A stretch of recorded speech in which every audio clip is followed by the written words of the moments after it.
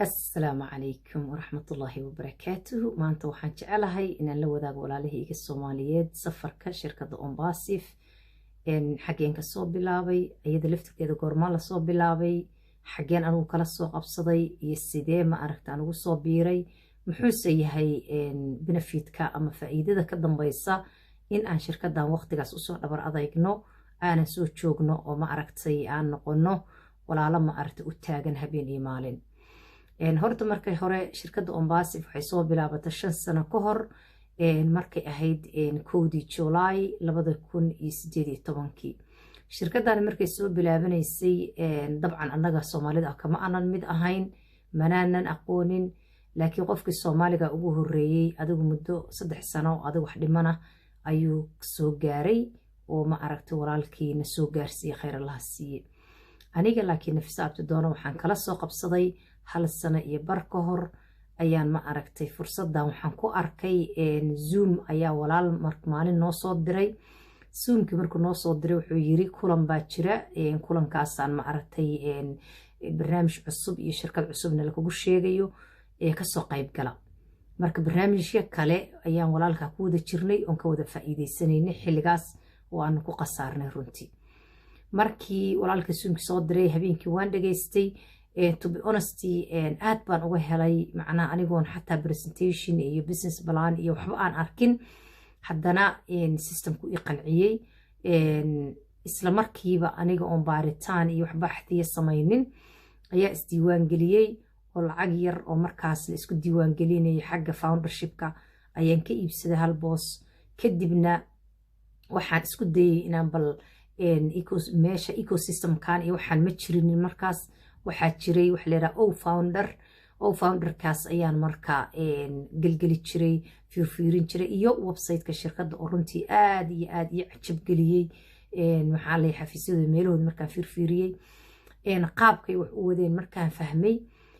habeenkii ugu horeeyay markaan hal asbuuc ku jiray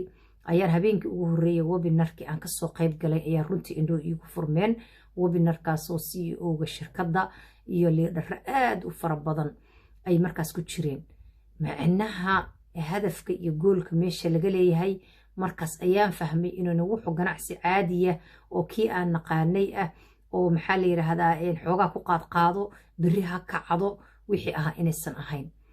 maalinkaas aniga dadka waxaan ahay masha Allah si fiican wax ugu fiirsada oo waxa weeyaan markuu waliba qofka uu hadlayo iskama dhageystay aniga xoog waxaan u eegaa qodada qofka hadalkan meesha uu ku socdo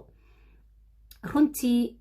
waxyaalaha aan aad ii soo jiitay waxay ahayd macnaha shirkaddan ninka koow aas-aasay ama fikirka keenay inuu qof muslimo yahay inuu ma aragtay dadkii salaamayo oo xitaa gaaladii ma aragtay oo dhooban oo 10 kun hadda webinarkan ka hadlaya ma aha webinar oo qof iyo 10 iyo 100 iyo ay ku jiraan ma aha waa 30 kun 10 kun 15 kun ayaa waxay ku buuxsamaysaa muddo ka yar macnaha 10 daqiiqo 20 daqiiqo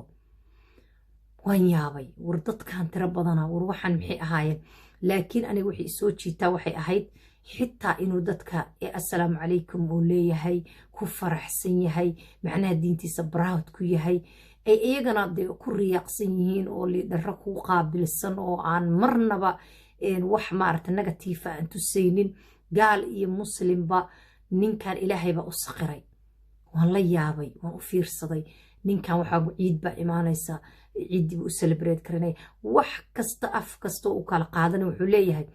ilaahay ayaa Ombasif wata aniga ma wato qof kale ma wato dhaqaale ka samaynta Ombasif iyo waxaan fishinkan ilaahay baa igu ilhaamiyay kelmaddu kelmadaas isticmaalaya inkastoo luqadda Ingiriiska isticmaalayo haddana kelmadaas aad aniga ii soo jiidatay qof islaam ah qawi ah aqoon leh dadka dhan oo aan maarta dad waxa ku jira meeshan dhaqaatiir ah nin waxa ku jira xataa dhaqaatiirta ilkaha oo waxa weeyaan 100ka dhakhtar ee adduunka ugu sareeya ku guuleystay maalin ma aqaan lambarka 17aad buu ka galay saan haddaan khaldanayn macnaha dadka aqoon yahanada ah dadka macnaha maanta successful nolosha ah waxaan anigu isweydiiyay maxaa dadkan shirkaddan ku qasbaya soo meeshan gool weyn ma yaalo bal aduguna maarata tartiibtaada halkiiba waxaan bilaabay in aan maarata dadkii soomaalida ahaa iraahdo war arrintaanaan arkay waxa layga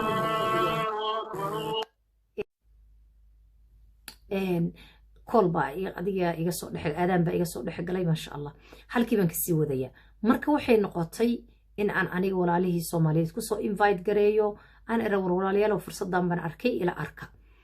aniga marka fishinkayga waan ballaariyey markaan arkay liidharo 10 account maxarta iibsanaya markaan arkay maxaa la yiraahdaa dee adduunka sida u socdo xawliga nin dhahaya intuu webinarkii dhahaya aniga 50 ama 40 iyo dhowr account baan waxaan u samaystay communitygayga iyo dadkayga meesha aan kasoo jeedaan u samaystay anina waan baraarugay okay wallahi waxaan u baahanahay inaan dhowr account helno wallahi waxaan u baahanahay inaan walaalahay u sheego walaalahii dadkii ii dhowaa baan u sheegay asxaabtii kuwan markii isla shaqaynaynay kuwii aan isku garabka dhaweyn oo dhan ayagina fursadda way ka faa'iidaysteen qofkii hal akoon maarata qaadan kari kii 2 qaadan kari kii 5 qaadan kari qofba wax buu qaatay dadkan gargaarsiinay adiga dad aad u fara badnayn markaan bilayar ku jirnayba founder position ku xirmay waxaa la yiri 22 bisha maxaa la yiraahdaa June ayuu ku egyahay maxaa la yiraahdaa 2020 labadii baan ka wada ayuu ku xiran yahay marka waa hadda 1 sano iyo bar ayaa ka soo wareegay aduu 1 sano iyo 4 bilood ayaa ka soo wareegay bas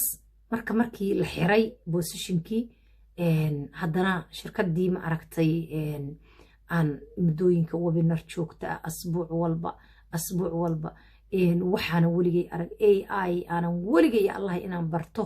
aanan fikirkeeda gelin maxaa la yiraahdaa online maaragtay xoog maxana weligay waan jeclaa aniga inaan gurigayga ku shaqaysto anigoo ciyaalkayga haysta aan gurigayga dhaqaale ku sameeyo aan maxaa la yiraahdaa wax helo weligay waan dareyn jiray weligay waxa dreamkayga waxa ahaa qof bini aadan aan u shaqaynin dib kasto igu tahay in aan wax gurigayga aan ku shaqaysan karo anigoo ciyaalkayga haysta anigoo maxaa la yiraahdaa aan cidna u baahnayn weligay baan raadin jiray bas meeshaan marka waxaan ka arkay fishin weyn waxaan ka arkay fursad weyn markii founderkii xirmay ayaa shirkadda preparation bilowday diyaar garow bilowday inay maxaa la yiraahdaa dhoolatus badan burj khalifa oo ogtihiinoo maarata adduunka maanta meelaha ugu qaalisan ah ayay xayeysiiskoodii ku bilaabeen xafiisyadoodii baa halkaa ka furnaa oo annaga inaga sii horreeyo intaanan shirkadda soo gelin xafiisyo cusubay Abu Dubai ka fureen mid cusubay waxay ka fureen maxaa la yiraahdaa Hyderabad iyo hore ugu yaaleen iyo Mareykanka iyo maxaa la halka way naga horreeyeen Egypt yaa ku soo xigtay Egypt baa maaragtay iyadana laga furay waxaan dareemay meeshaan wax weyn inay yaalaan aniga marka maxaan ku soo galay wax aad u yar waan iska sugay maxaa la asxaabtii eheladii iyo dadkii aan ma aragtay soo galiyeen waxa ay war heedahay meeshaan sugid badan bay u baahan tahay dulqaad bay u baahan tahay waxay u baahan tahay dhaqaale weyn hadda inagama jiraan aan sugno kadib maxaa dhacay shirkadii markii koobaad publicationkii waxay samaysay 20 November 2022 November markay ay publicationkii samaysay maxaa dhacay adduunkii oo dhan maxaa la World Cupkii qoladii sponsorisay oo loo yaqaanay maxaa la Bein Sport ayay ma aragtay wada shaqayn la samaysay